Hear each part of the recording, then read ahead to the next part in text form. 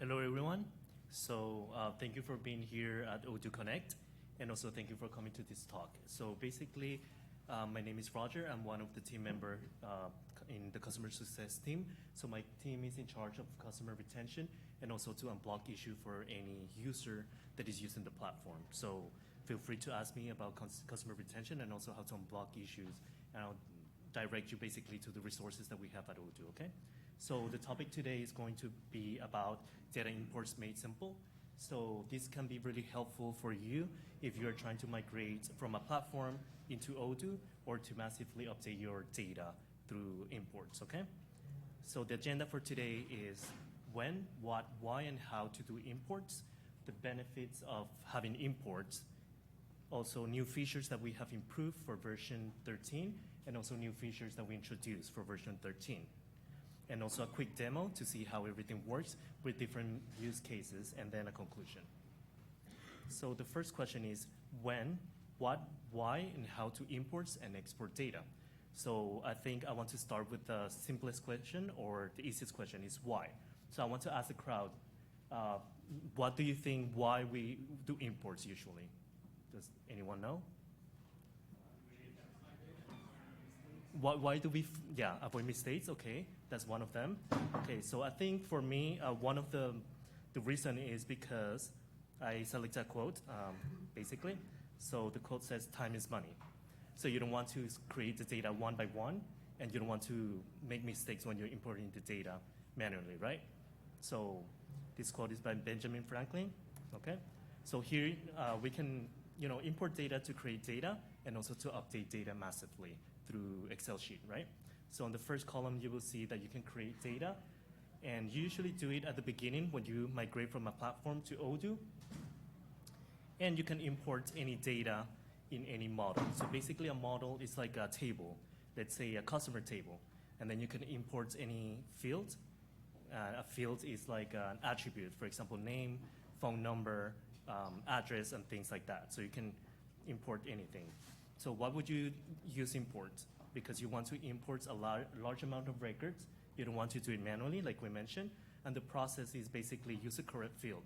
So the header of the field is usually the common name or the technical name. And then you just put the data and import it into your platform. So how do we do this? We can download a default template that I'm going to show you on the demo and check the data structure before you upload it to your platform. So if you want to update data, we have the second column that you can see. Basically, you can do it whenever you're using Odoo.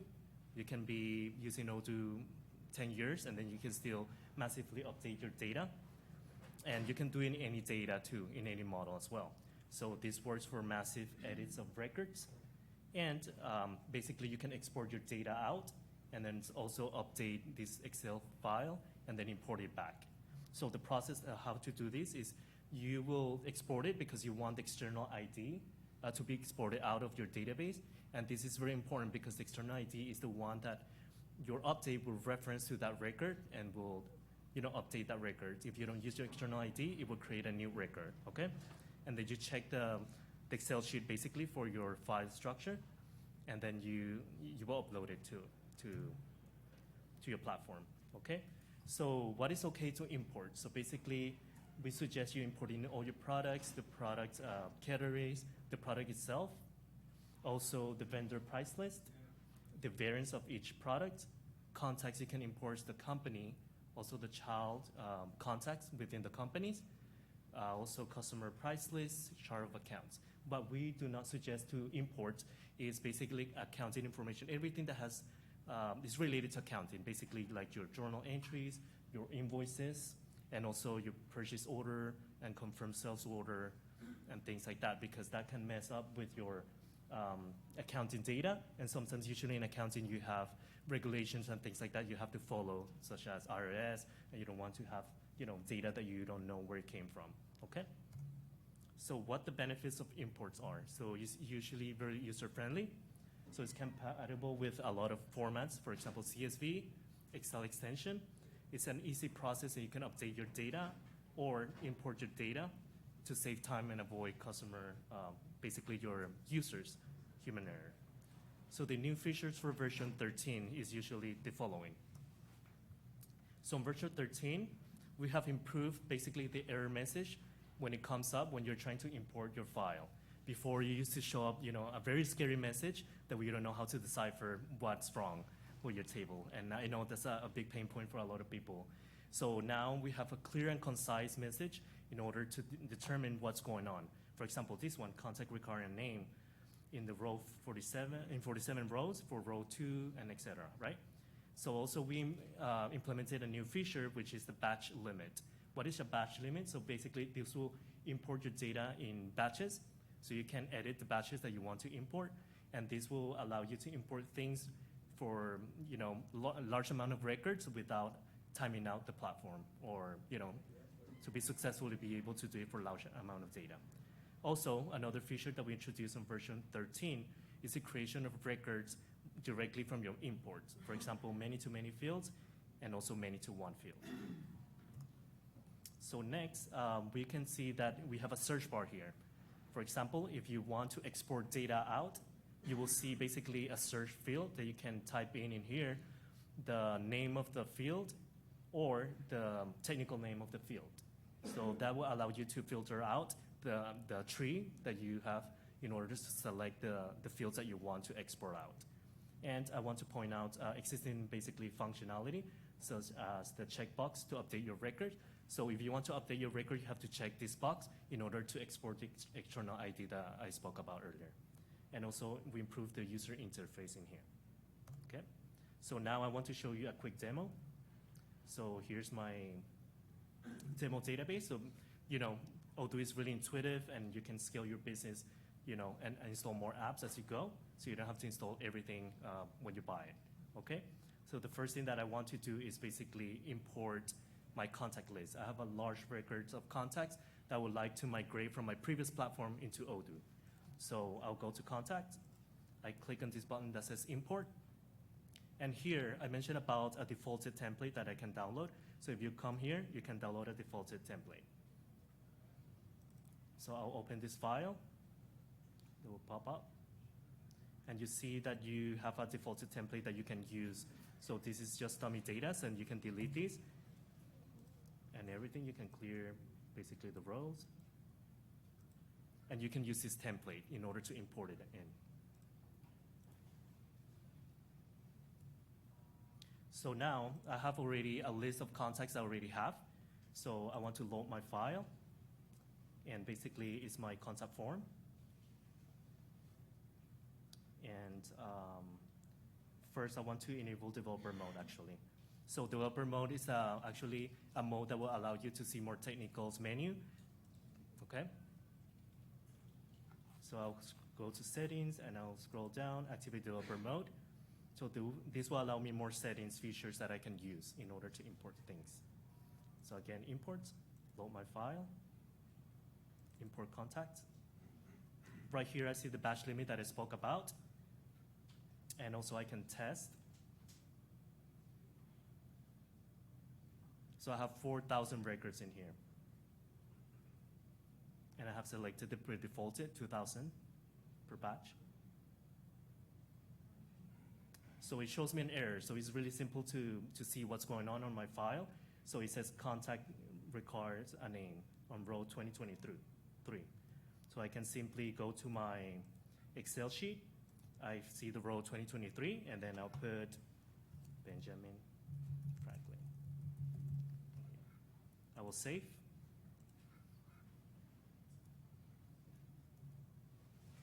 So basically, I can import.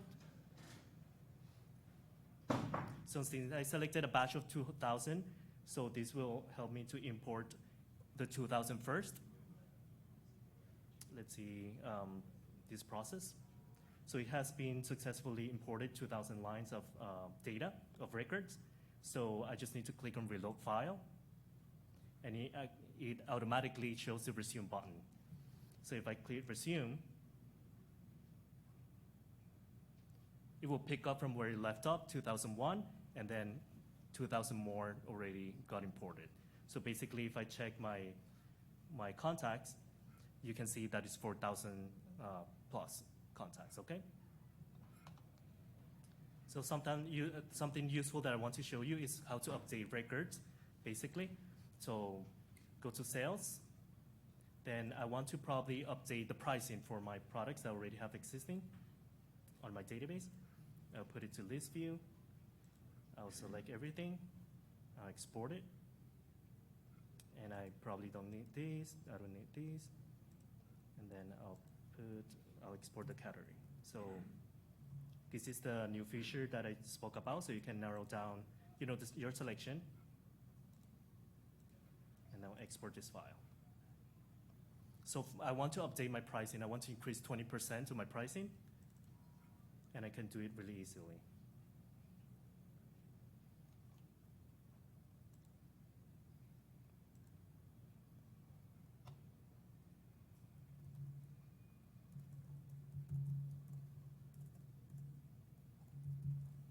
So I can pick the technical name, and I can just do a formulas to avoid errors, and do 1.20. And I'll apply to everything.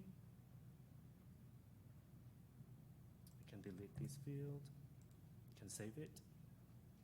Let me see where I saved it.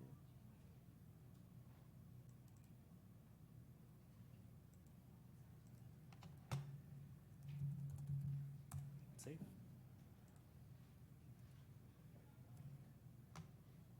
I can close, and then I can import. So I'll load file. Okay, so to update my prices, okay, so everything's fine. I'll test and import.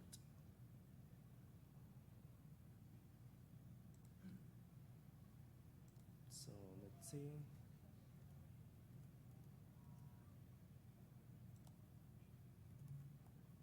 The price. This price.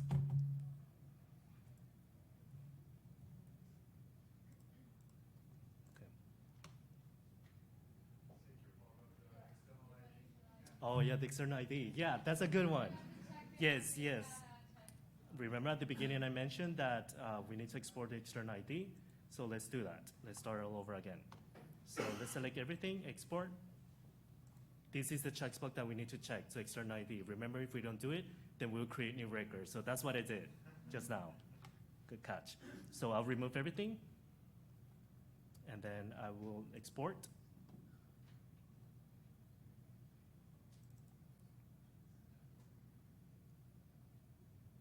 So this is the column that we want to reference because this is the unique ID for that field, for that record, and then that's going to reference to that one, okay? So we'll do it again. I'll delete this one. Times 1.20.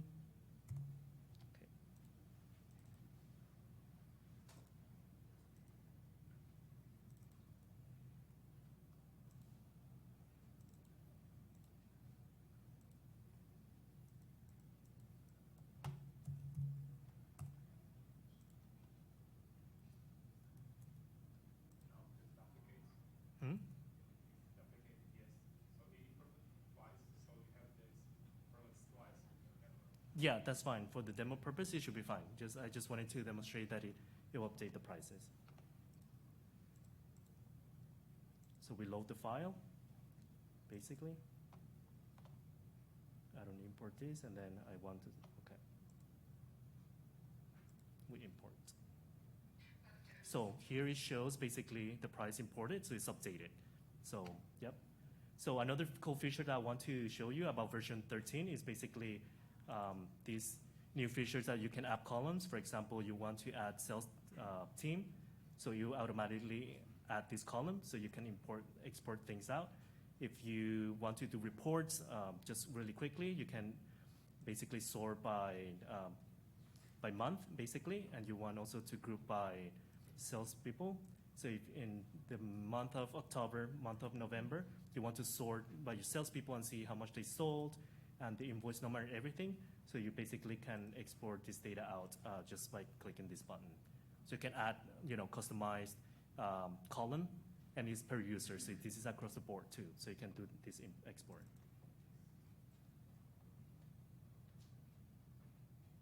So here you will see the same layout, basically the same grouping, and you can do reporting from here.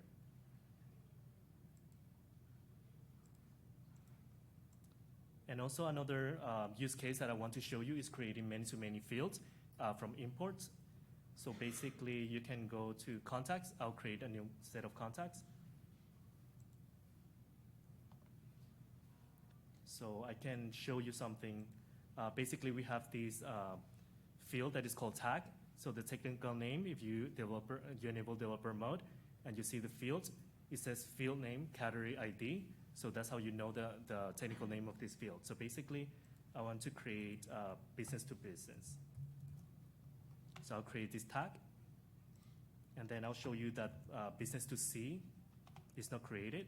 It doesn't exist. So I will not create it for now. I'll save it. And then I have this new data set that I want to, it's called category tag, like we saw. So I want to do business to business for everything. And the last one, I want to create business to C as well for this Benjamin Franklin. So I'll save.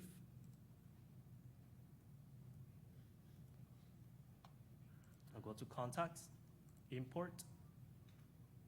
I'll load the file right here, test. Okay, I will select create if it doesn't exist. So basically B2C doesn't exist yet as I showed. So basically that will help me to create the tag. I'll test. I'll import. So if I search for Ben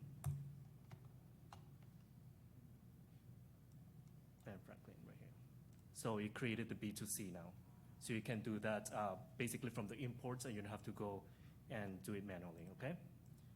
And also now,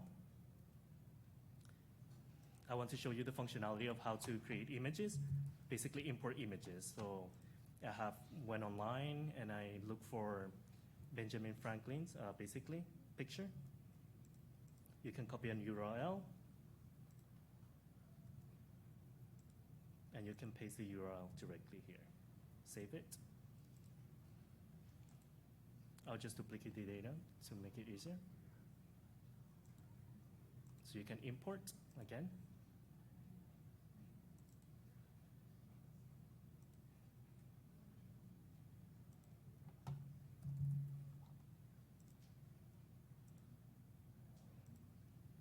I just want to show you that the picture also works with URL.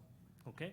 So those are the use cases that I wanted to show you. Basically, importing new data sets into Odoo, also updating the records, basically remember the external ID, also creating many-to-many fields, many-to-one, and also importing pictures by URL. Okay?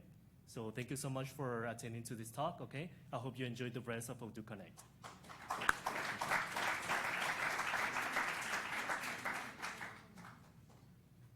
Anyone with questions so far? Yes.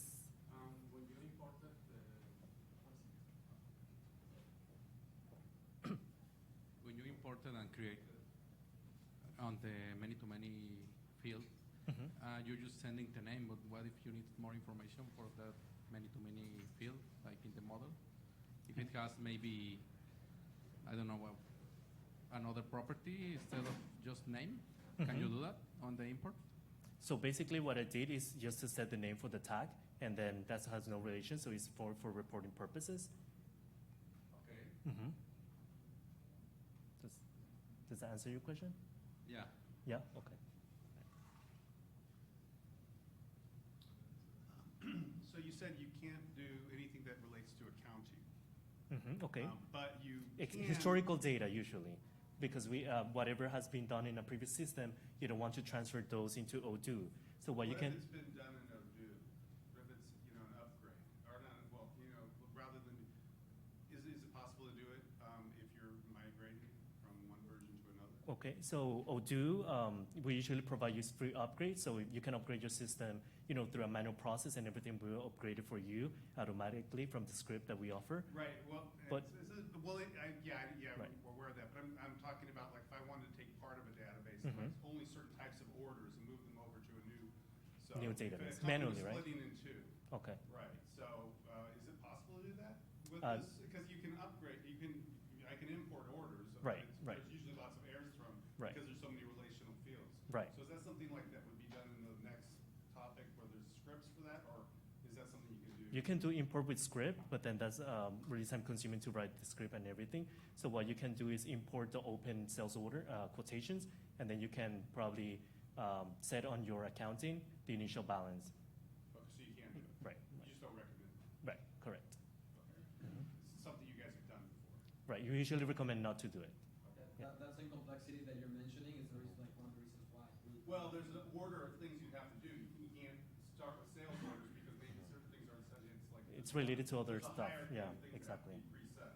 Exactly. So, Thank you. Hi. Hi. Importing images. Mhm. If I want to import some image from the local host, for example, my computer, can I set up that path to import the image from the computer or just from the website? I believe if it's accessible, then it should be able to retrieve that URL too, right? And that's Okay. what I believe. Yeah. Okay.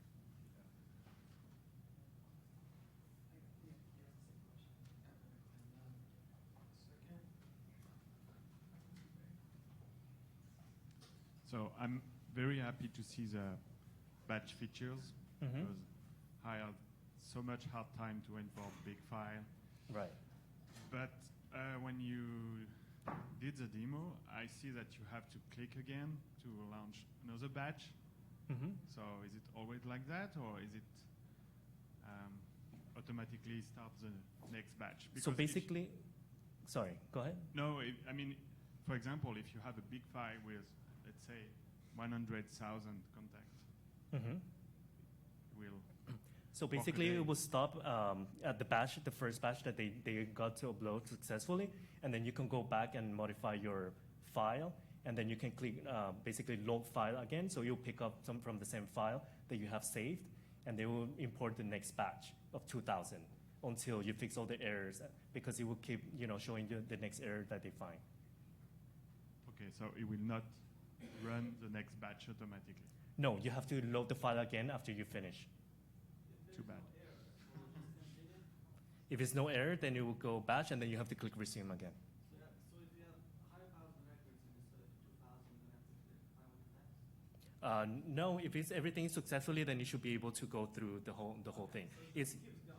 right. If they find an error, then it will go batch through batch until you fix all the errors that has been in that order of your Excel sheet.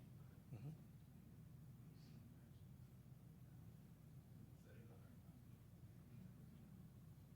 Are you able to import and update things like attribute values on product variants?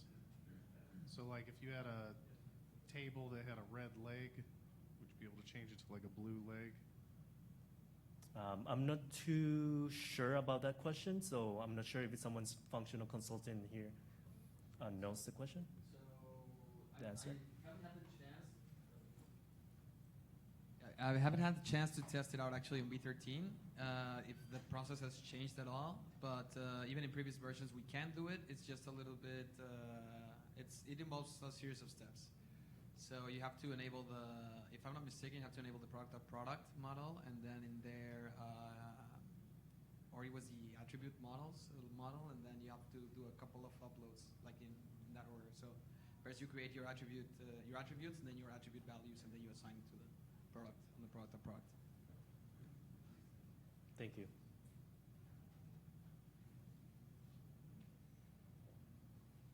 Anyone else? Yeah. All right. Thank you so much for. Yeah, go ahead. Is the 2,000 value for batch import the recommended value, or That's the defaulted value. You can change it because the field is. You can change the field how large the batch you want it to set it. what do you recommend? The default value? So around 2,000 should be okay. So that's why it's set to the defaulted value. So it should be. If you want to increase it, that's fine too. So you can always test it and see how it goes. If it's you see that it's an error has, then you can change it. Thank you. It's relational, slow. Like it's got a lot of connections, it's slow.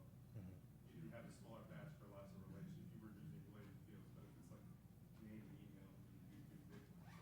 Right. Thanks. Thank you.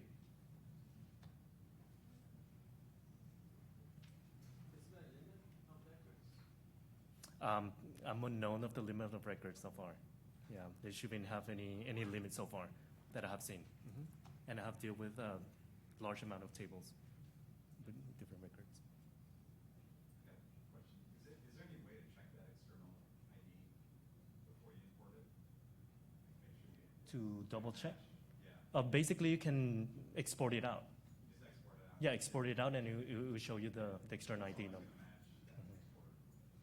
There's no export for different ID. Another thing you can also do is you can assign the external ID when you do your initial import to the records, which, well, you just have to be careful that you're not, make sure that you're not repeating any external ID or something, because then you're just basically overwriting the same record.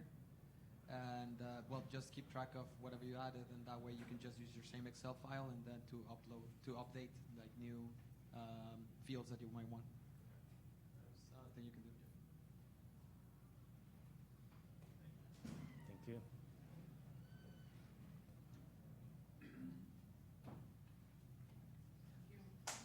All right, thanks.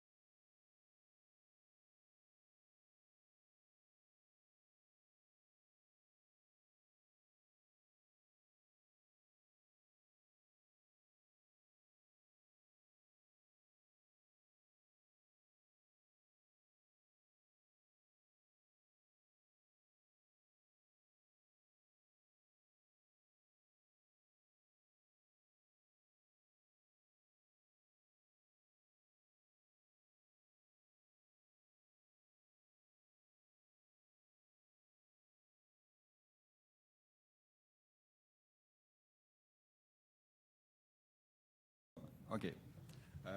Good afternoon, everyone. Thank you for coming to this talk about importing data.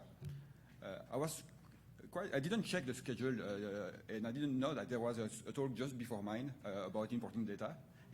It's kind of nice.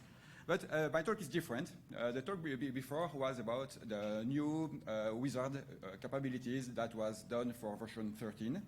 And this talk, I will talk about an external tool which is not built into Odoo, but which you can use to automate and solve many problems that you can have when you import big data sets. So before I get started, I'm Géry de Bonny, and I come all the way from Belgium to this event, and I'll be talking to you about this tool, which was made by one of my colleagues.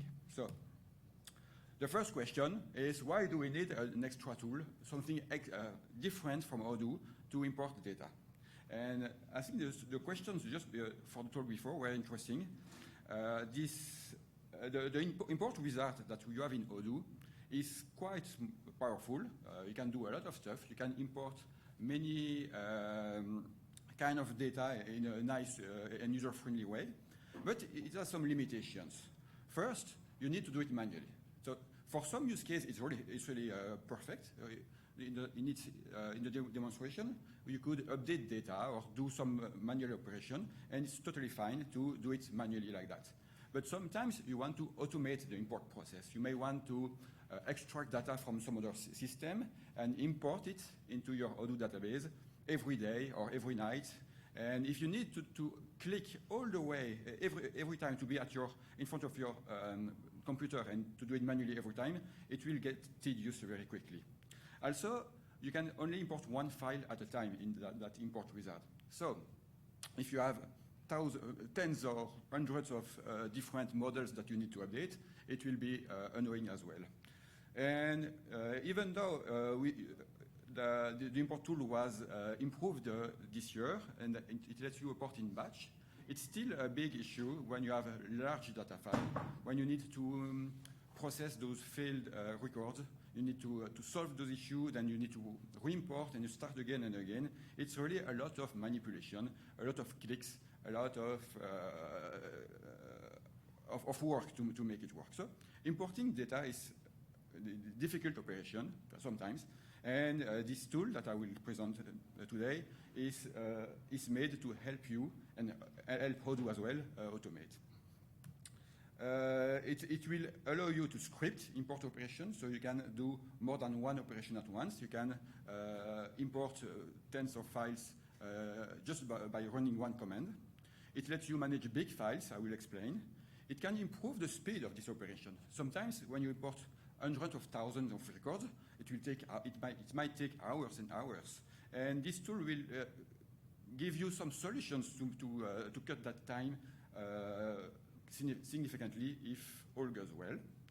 You can also react to some model-specific logic. Sometimes when you need to import some kind of models, you actually want to do some other operations, like updating translations or some other stuff.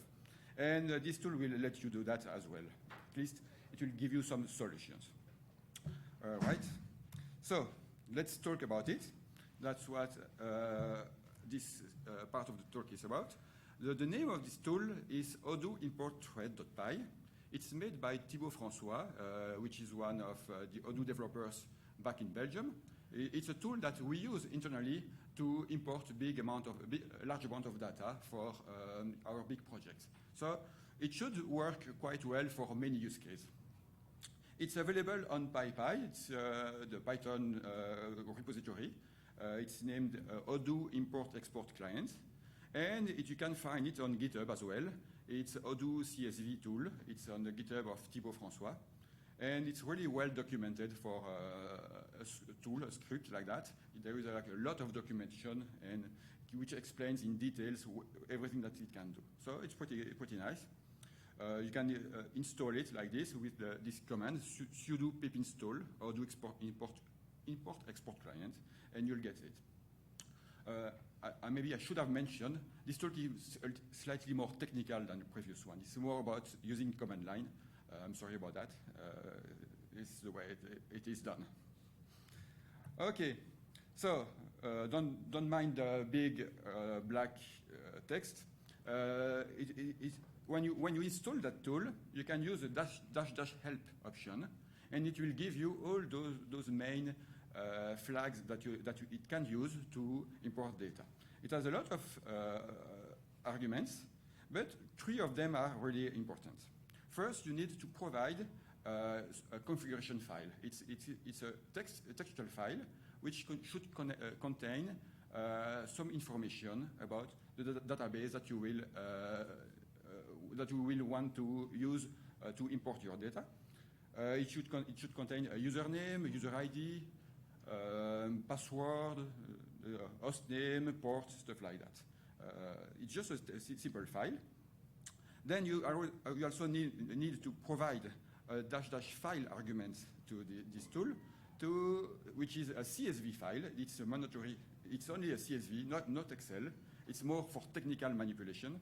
And this file should be a list of records for one model. And you need also to provide the model, so the import tool knows which target model you want to import your data.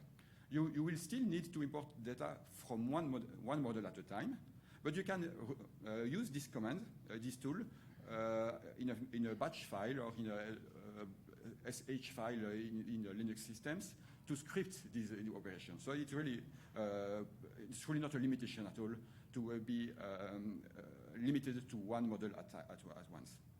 Okay, so once you can give once you give those 3 arguments, it will connect to the database. It will run the operations to import your data to the database from the file. Right? So let's discuss now what kind of problems you can encounter using importing data and how this tool will let you solve those issues. There are many issues that can arise, as the questions before showed. So let's talk about a little bit about that. I'm sorry about those slides. Sometimes they're not really clear, but I'll try to explain what I mean by those. First, in this example, you have a ROS partner file, so a list of contacts, and you want to import that big list of contacts, which has an external ID. In those slides, every time you see ID field, it means external ID. It's a unique identifier to allow you to import more than once the same file. So it will update the same record instead of creating a new one. Okay? So it's always external ID. In this case, you have just 2 records with an external ID. And the REST partner model has a parent ID relationship, a many-to-one, toward the same model. And if you know about that, when this tool will import this file, it will import the first file, the first record. It will do them one by one. So first record will be imported, my partner 1, and then the second one will be imported. And it needs to be done in that order because there is a relationship between the second one and the first one. So this external ID needs to exist in the database first. Okay? So for this file, it's fine. It will work well. But if you have a huge file with thousands of records, you need to guarantee that all the records which are pointed by this parent ID field need to be loaded first. Otherwise, it will fail. So it's really annoying. And what you can do, it's a possible way to solve this issue, is to split your data into 2 CSV files, one with the data without the relationship. In that case, the order does not matter. You can import them in any order, it will work. And then you import the second file, which contains only the relationship ID and parent ID. That way, the order does not matter as well, and it will work. And you can write those 2 import operations just in one simple script, and it will not run into any problem. Now, let's talk about another situation, about the problem of the time that takes one run. In this case, you have the time of an import operation is proportional to the number of records. If you have 1,000 records, it will take about 1,000 more times than if you import one record. Okay? So you need to be aware that a transaction in Odoo, I think by default, time out after 15 minutes. I'm not sure about the exact number, but I think it's 15 minutes. So you need to make sure that you do not go above that amount of time, right? And otherwise, the transaction will be rollbacked, and you need to start all over again. So to solve this problem, the import tool has a solution, a simple solution. You can use --size option. This is the first option that I want to mention. In this case, in this example, it is set to 100. This means that it will cut your import file into batches of 100, just like the previous tools, except that it will do it automatically without you having to do any extra work. And it will send one batch of 100 records to the server.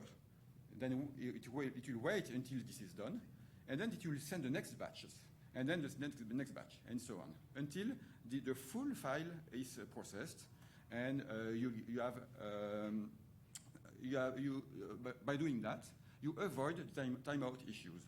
Of course, the size of this batch depends of the type of data that you use. Sometimes importing some kind of records is very fast because there are no relationships or not much business logic that needs to be done. Otherwise, it takes a long time. So it depends on those. You can choose the size of a batch to fit your needs. But this does not solve, so this solves the issue of timeout, but it does not make it faster because you still run one batch, then you wait for this batch to be processed before running the next batch. And then you wait, and then you start the batch after that. So you might want to do it faster, and you can use the --worker option to do that. --worker is a kind of technical term to say that you will send 2 requests at once to the server. But it depends on your server. You might think that you will send 100 requests at the same time to make it faster, but it may not be a good idea because your server will be then flooded with those import operations, and people will don't like you if they cannot use your database while you import. So maybe you need to be careful about that option, not to make it too big, or at least to run this script at night, maybe to avoid issue with flooding your server. Also, it's useless to do it more than the number of workers that are configured and are set up on your server, because they have only a finite amount of thread available for doing that work. Okay, so by doing that, you actually cut the time taken by your import operation, because if it took like 1 hour before, if you use 2 workers, it might take maybe half an hour, but more likely 40 minutes or 45 minutes. It will still take a lot less time to import your data. That's really nice. It's simple and elegant, but you will then encounter a new issues. You may encounter concurrent updates. Why would that happen? This example shows a situation where you have 2 batches of, let's say 2 in this case, and both of them point towards to the same record. In the first batch, you have my partner 2 points to the my partner 1 record, and it's the same for my partner 3. Okay. Now, if you send those 2 batches at the same time to the server will open 2 database transactions to import your data. One of these will complete before the other one, okay? And then the other one will notice that the data was updated while the transaction was running. So what it does, it will cancel the second transaction and roll back. In that case, you will lose one of those batches, will be completely cancelled, and you need to start all over again. So we have a problem. And the import tool provides a solution. You can group your data by a field. You can say group by equal, in this case, parent ID, and it will make sure that those batches contains only, it will do some group operation according to that field, and all records which has the same parent ID will be processed in the same batch, or in a sequence of batch, but not concurrently. That's the big point of that flag. And by doing that, it will update the information without getting this concurrent update error. Okay, so that's one other solution for this problem. Now, I'm going quite quickly because I don't have much time. I'm sorry. Now let's talk about another problem, which is about translations. This is something specific to some models. They have fields which are flagged as translatable. They have translations. And those translations, they don't live in the same table. They live in another model, which is called ER translation. So the way you would do that, if you wanted to update, for example, the name value for those records, you cannot simply import a CSV file like this and expect that this import tool will do the right thing. If you do that, it will overwrite those values because it does not know that it should write on the French translation for this example.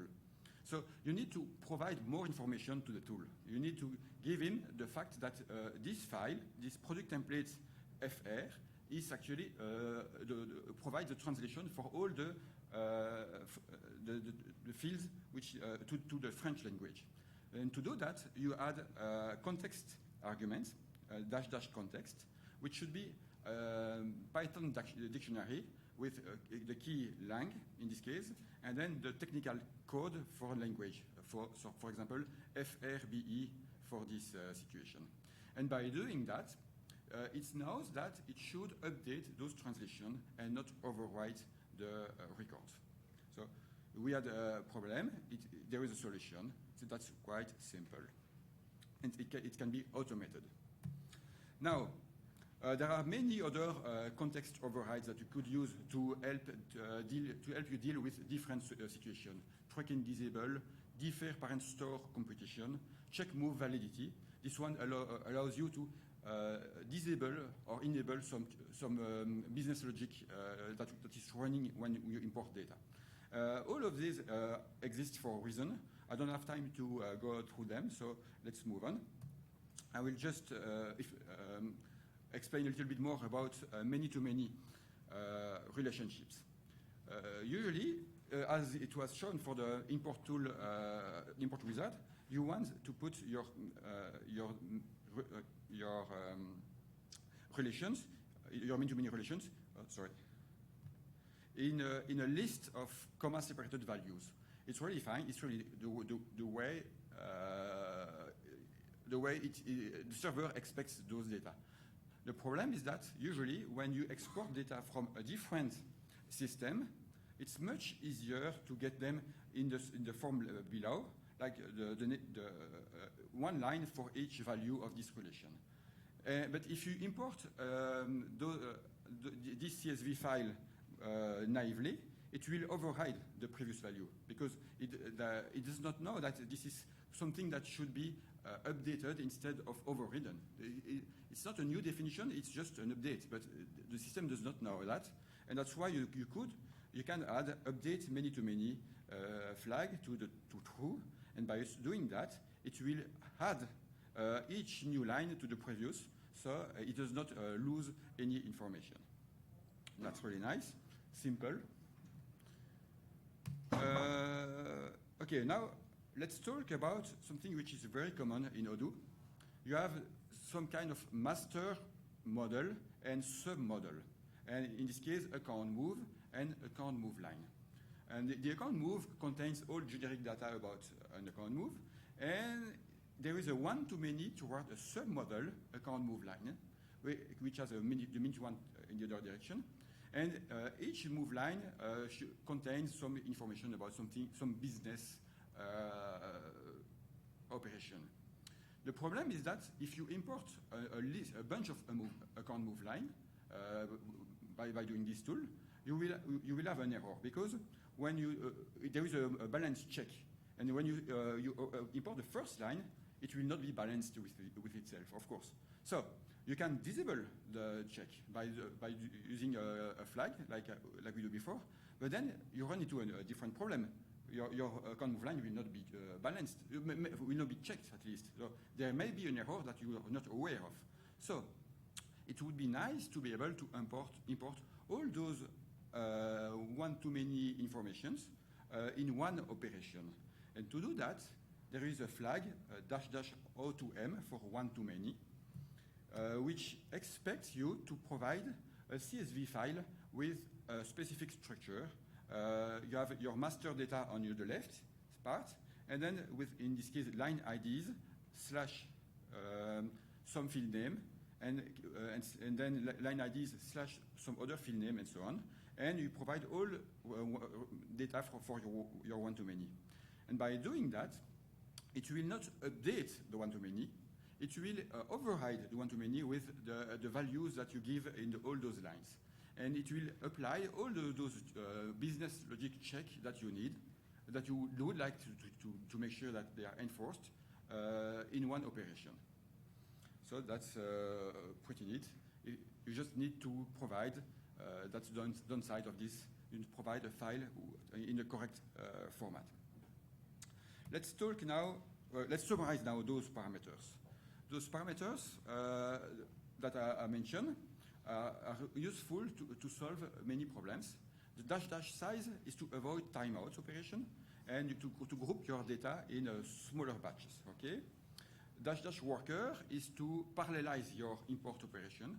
You can send more data at once, but then you encounter some new problem and that you can solve with the next flag, group by, which lets you avoid concurrent updates. Finally, we have context and --O2M, which lets you provide more information to the import tool, so it knows how to update your data in a more context-specific behavior. Okay. Yes, that's those are the main flags, but there are many sub-keys to the context operation. Okay, there is more to importing. Importing data from one system into another. This is something which is really complicated. You need to get data out of that other system, and for that, I cannot help you, and nor does this tool. It really does depend on the other system. But then you usually need to transform or map some fields from one system to other fields in a different system, to those Odoo internal fields. You need to manage those external IDs. You may need to do a lot of processing. Only then you can get this data into Odoo. That's what I told you for the previous 15 minutes. And you also usually need to handle failure, because it's really uncommon for large operation to work like you expected the first time. Then you might be able to import 1,000 records, but there may be left maybe 10 records left over. Then you need to understand what's wrong, and then you need to import them again and again and again until you finally complete this. So all those needs are difficult, are specific to this process, and this tool has more than just getting data into Odoo. It has actually a lot of code inside to let you map one field to another one, to map one field name to a different field name, or to combine them. You might want to combine a few fields from a different system into an address field, for example. And then you can do that with some transform classes that are provided by this tool. But then you need to write a little bit of code. You need to write some small script that will provide this information. It also lets you handle failure. So if you provide a file with 100,000 records, it will try to import them all, and if it fails, it will write a new file with a .fail at the end, which contains those records that were not important. So you can look at this file and do it again and again. Yeah. It helps you at least. There is a real-life example, a more realistic example that is available on a GitHub repository. So it's still from Thibaut François, and the name of the repository is Odoo import example. It contains a realistic example of how you could transform those data, how you can import products, variants, pictures, and stuff like that. I think it's a good resource to learn how to automate such a process. Finally, I'm almost done. The Odoo import thread can help you automate an import process. You can make a script that you can run into a cron every night, for example. It depends on what you want to do. It lets you develop new import strategies by using capabilities that only this tool can do. It's much simpler. But you still need a good knowledge of model structures and business process, because it cannot solve all your problems. It's just a suite of helpers to let you perform a successful import operation. So thank you for your attention. Importing data, it's really simple and efficient.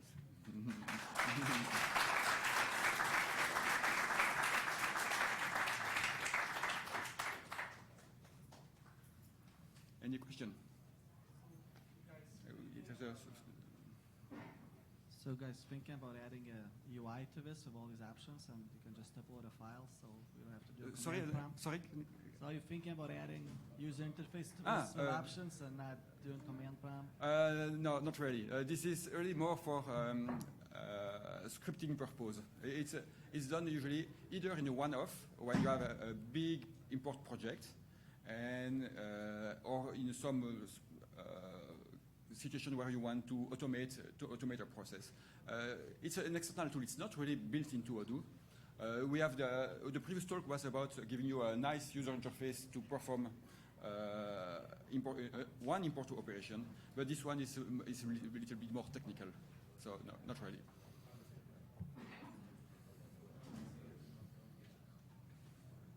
But you can try to do it if you have. Where can we download the slides for all the talks? I really not. I can give them to you just after the talk if you want. But I assume that they will be published at some point. For all the slides for all the talks in Odoo Connect will be available at some point. And also, we are live streaming all of these talks, actually. Yes, so you should be able to also see them in YouTube later.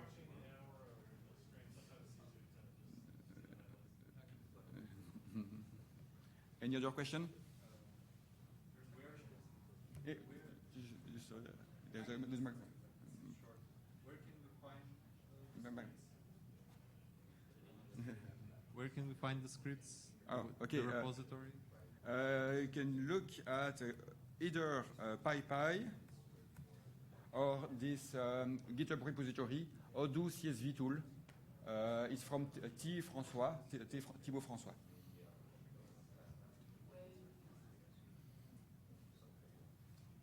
There's a question there. Is this available for odoo.sh, or is it just on-premise? Or I guess you could run it into the shell, the Odoo sh shell, yes. And can you schedule these in the cron? I'm not an expert in Odoo sh. Maybe I suggest you go talk to some. Is there the Odoo sh workshop? Well, I'm not an expert. I assume that you could. I just cannot tell you exactly how. There's a question over there. Yeah. Is it compatible with older versions of Odoo, like 12, for example? Yes, it is. It was done a few years ago, and then it kind of evolved. But it's basically using the XML RPC protocol So it still works with those versions, yeah. Okay, Definitely.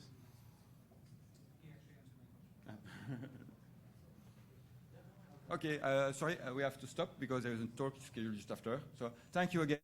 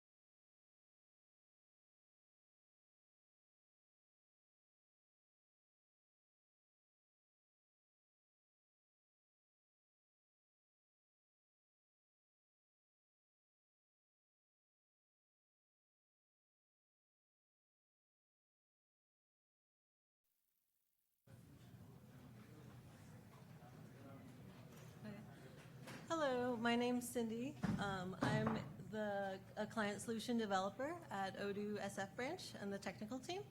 And today we'll be going over the external API and how to use the Odoo's web services. All right, so first, we'll talk about Odoo external API, then we'll do kind of a short demonstration, and then we'll do some tips and a conclusion. All right, so what is the Odoo external API?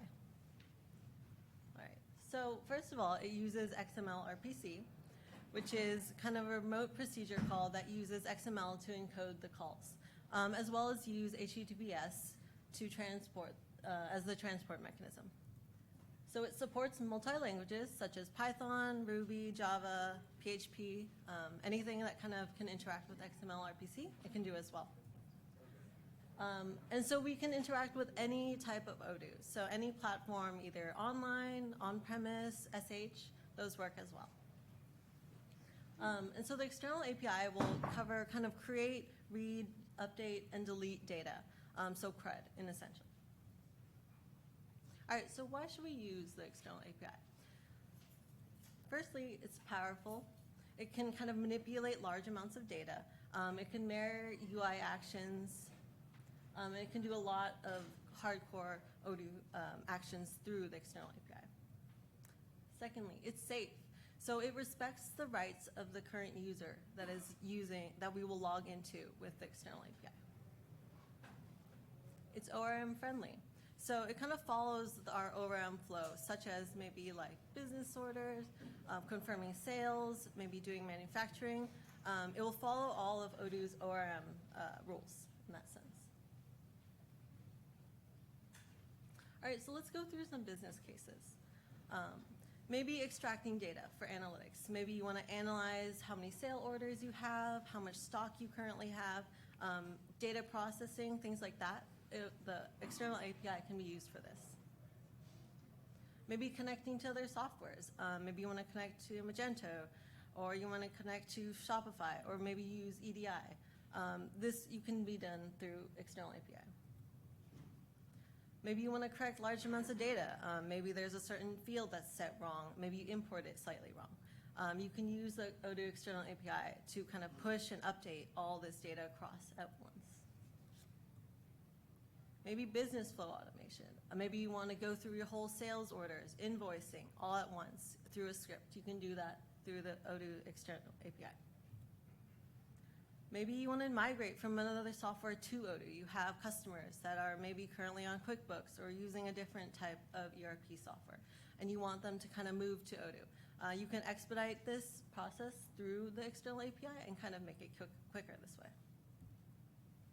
All right, so now we're going to go through a demo of using the external API. This will be done in Python, but obviously you guys can use any language that you like. Okay, so first, First, we need to import the XML RPC library. We can do this just by import. We'll call this. Okay, and then after that, we want to get a connection parameter. So first we have our URL, our database, and our username and password. So I created this user, just their email, import user@odoo.com, and we have their password here. This is quite in plain text, but you guys can write your own hashes or things like that when you're writing your script to kind of secure that. All right, so next we want to grab a common endpoint. This is kind of for like meta calls, which you don't quite need authentication just yet. So here's our Python code. We're going to use the library that we just have, and we're going to get the endpoint. Next, maybe we want to verify our information, that we can actually connect to the database with this user and the correct login password. So here we can check the version that we currently have, whatever server version you guys are currently on. And in this case, if we print this, we can see that we're on 13 currently, and we're using Enterprise as seen by the +E.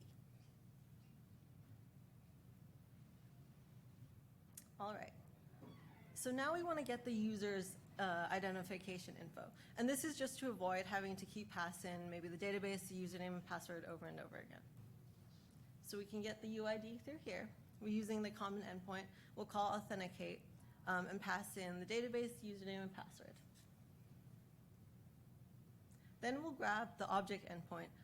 This will kind of give us access to all the models and different functions that Odoo has in the backend. Here, we'll assign it to models, similar to how we did it with the common endpoint just before. Okay, so for our example throughout this talk, we're going to go through maybe sales orders and how we can manipulate data with this. Okay, so we want to maybe check if our current user that I've put into this database has create access for sale. So maybe they can create sales orders and they can manipulate data through there. So here we're going to call execute tape KW. This is kind of a function that will allow us to call Odoo's existing methods.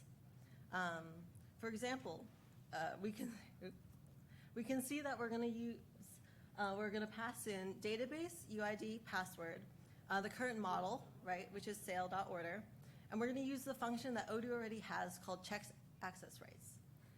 We're going to check pass in create, which is what the function takes. And we're just going to maybe raise an exception if we return false, just so we know that, okay, there wasn't actually maybe create access in this case. And so we're going to print, just print statement to see what it returned. And as you can see, we have true. So that means our current user that we are logging into with the API can create different sale orders. Okay, so our next goal is maybe to find all the information on sent sale orders. And to do this, we can use a search read function that Odoo already has built into our framework. Maybe let's get some data such as name, order date, and maybe the terms and conditions. So here we have the call.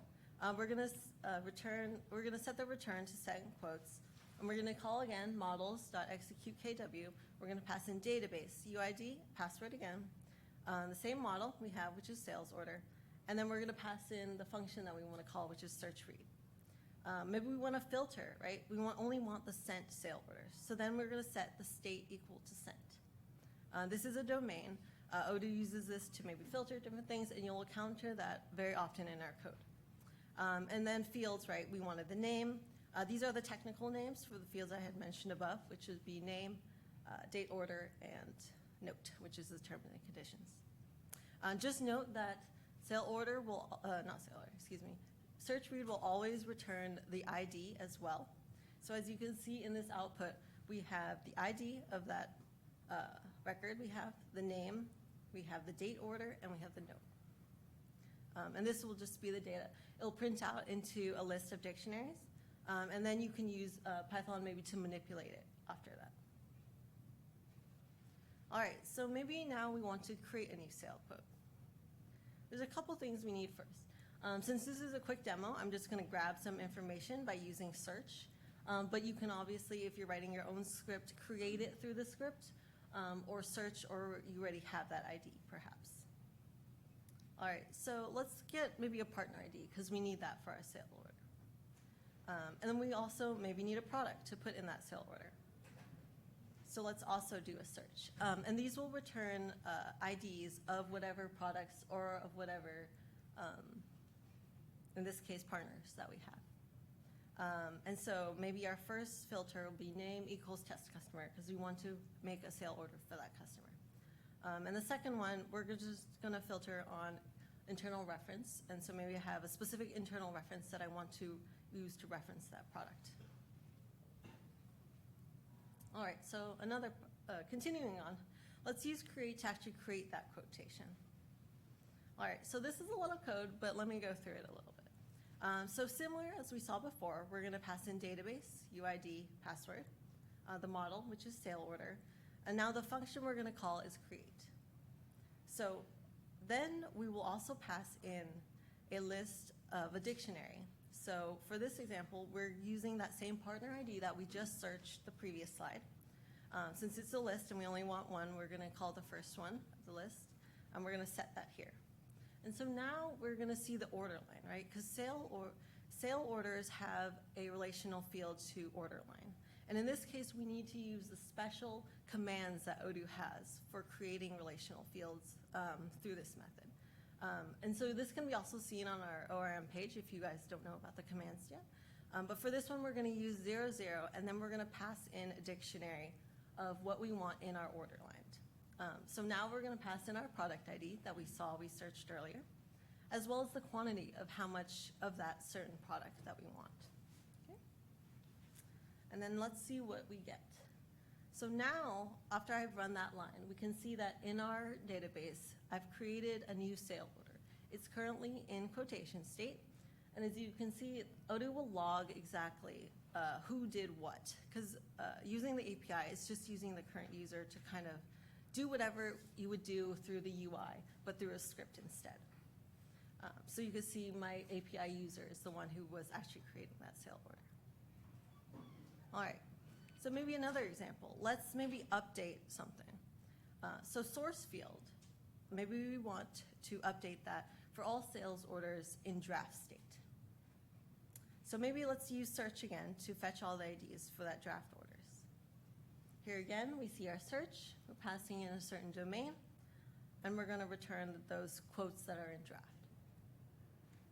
All right, next we wanted to maybe use the write function to update the source to perhaps in this case walk-in. So maybe you have walk-in customers and you want to just insert all those sales orders through the API. So here we call write, similar to how we called create just before. And we're going to pass in our specific draft quotes as well as what we wanted to change, right? So origin is now going to be set to walk-in. And so let's see what happens after we ran that. So here we can see that, okay, so from that previous sale order that we had created, since it was a draft, now our source document says walk-in.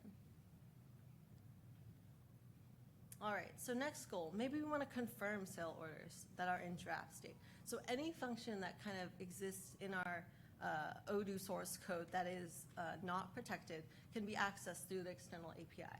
So for in this case, let's call action confirm. This is the function that will confirm all of the sale orders. So here's our code, similar to what we saw before as well. And here we're calling action confirm. And we're going to pass in the draft quotes that we searched for earlier. And let's see what the output is. So here, now we can see that same page that we had, but now our state has changed, and Odoo has logged it as well in the chatter. So now it's a confirmed sale order, as seen, and now it's been confirmed in the chatter. Okay. So now, we're going to go through our conclusion. So some best practices. So you guys saw that user that I use. I created that specifically for using it as a script user. You kind of want to do this just so you don't put your regular users into the script, and maybe you want to give them the correct access rights that they have. So maybe if they're only touching sales orders, you only want to give them access to the sales app. If you give them kind of admin access, that can be a little risky as they have access to do everything. All right, and we want to use domains for searching. So you guys saw how we were filtering, right? You don't want to just grab all the whole information. Maybe you want to focus it down just so we don't have an information overload. Okay, and so be cautious also when you guys are creating custom modules. Any function, like I had mentioned before, that can be that is public can be accessed through the external API. So anybody maybe could take advantage of that. So just be cautious when doing so. All right, key points. So the ORM flow is respected. So our sales order, confirming doing different things. If it was done through maybe the user, as in you were just looking through the database, you can do that through the external API as well. Just kind of mirroring that functionality. It's safe and powerful, right? So we want to respect that, oh, that current user only has access to create. Maybe they only have access to MRP. You don't want them to kind of mix in between. Large data import and export, kind of like the previous talk you guys were listening to if you were here. You can do import and export through this API. It's the previous talk, maybe they built a kind of wrapper around it, but it should have been essentially the same thing in the hardcore if you look through the code. Data can be easily manipulated, right? We can go through all data, change certain aspects, and maybe manipulate different things without actually having to go and click through the whole process. Okay, thank you.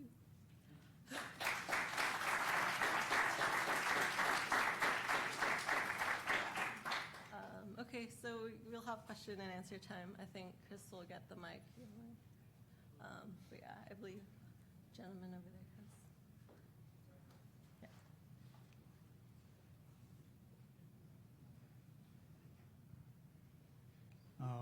Yeah. The developers on my team are really quite frustrated working with the Odoo API just because it's so poorly documented. Yeah. So do you have any pointers or direction for documentation to support the API? Because it seems to be pretty much non-existent. Yeah, so for Odoo, we don't quite have like exact documentation on functions and different things like that. But we do recommend kind of reading the source code, as well as I believe there's like third-party apps that you can change. I think Doxygen is one of those, where you can change our source code into like a documentation, and you can search that a little easier. Often we use grep, and we just go through and look for functions. Another recommendation is through debug mode, if you're looking for maybe a specific function that's on a button, you want to go in debug mode and you want to hover over that. And that will pop up a small screen, a little window that will have like which function it is. And that can be helpful for replicating maybe sales flow order, right? Because the way I found actually in Firm was I went to debug, hovered over the button, right, that says confirm, and it will populate that function itself. But yeah, unfortunately, we don't have super thorough documentation on specific functions. But I believe the source code is the best bet for that.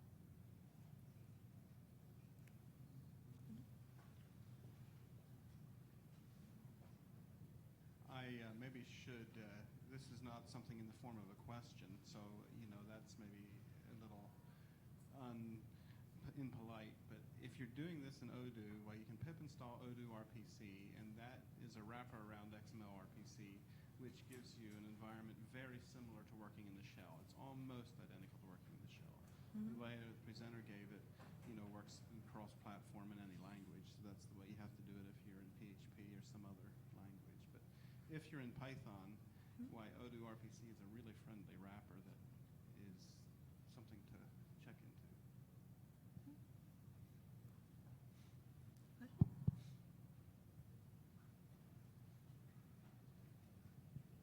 I have two questions. First one's probably self-answerable, but I presume that the API user you created consumes a license? Yeah, so the way we do it is if you're just going to do a script, maybe it'll run maybe a couple hours or maybe a day. We will create that user and then just run it really quickly and then remove that user. After you deactivate that user, it will not be charged through your subscription. And the other question was, I presume all Odoo data is exposed to the API. There's no limitations? Yeah, there really shouldn't be any limitations. Yeah, so anything you can look through the source code, any function that's not protected can be called.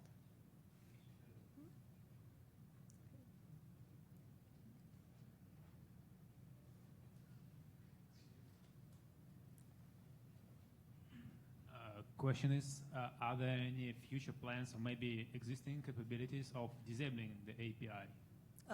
Sorry, last word, what was the last word? Can we disable the API? Disable. I don't believe so. I think it's just a way that, I don't think so. Yeah. But let's talk afterwards, and then maybe I'll get some clarification, or we can communicate through email, because I'm not totally sure about that as well.